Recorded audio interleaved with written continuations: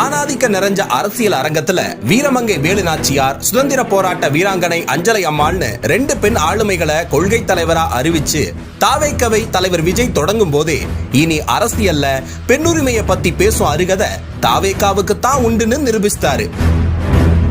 உங்க அண்ணா, அதாவது உங்க அண்ணா இருக்காங்கல்ல, அவங்க கிட்ட சொல்லி கொஞ்சம் இந்த பிரச்சனை எல்லாம் ஏதாவது சரி பண்றதுக்கு ட்ரை பண்ணுங்க. அப்படி ட்ரை பண்ணலையா விட்டுடுங்க, ஃப்ரீயா விடுங்க. எங்க அண்ணா இருக்காங்க.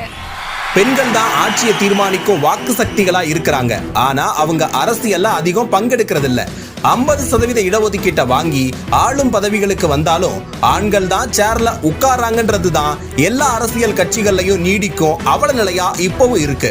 உண்மையில பெண்கள் அதிகாரத்தை பெறணும், ஆளும் வர்க்கமா உயரணும்ன்ற அக்கறை தலைவர் விஜய்க்கு இருக்கிறத உணர்ந்த பெண்கள் தாவேக்கவை நோக்கி கூட்டம் கூட்டமா வர ஆரம்பிச்சிட்டாங்க.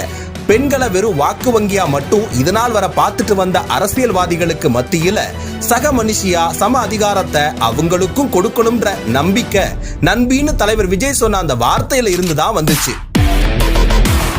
ஏற்கனவே தலைவர் விஜய மகனா சகோதரனா தங்களோட வீட்டுல ஒருத்தரா பார்க்கும் தாய்மார்களோட ஆதரவு அவருக்கு அதிகம் இருக்கிறதால மற்ற எல்லா அரசியல் கட்சிகளும் இதை பார்த்து பயந்து போயிருக்காங்க.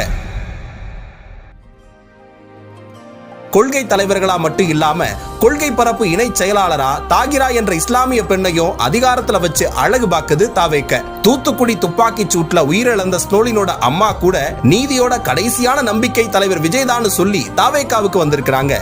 சுயமரியாதை, பாதுகாப்பு, அரசியல் அதிகாரம், சம அங்கீகாரம்னு பெண்களுக்கு கிடைக்க போக உரிமைகளுக்கு தலைவர் விஜய் மட்டுமே உத்தரவாதம்னு நம்பி சுதந்திரமா செயல்படுறாங்க.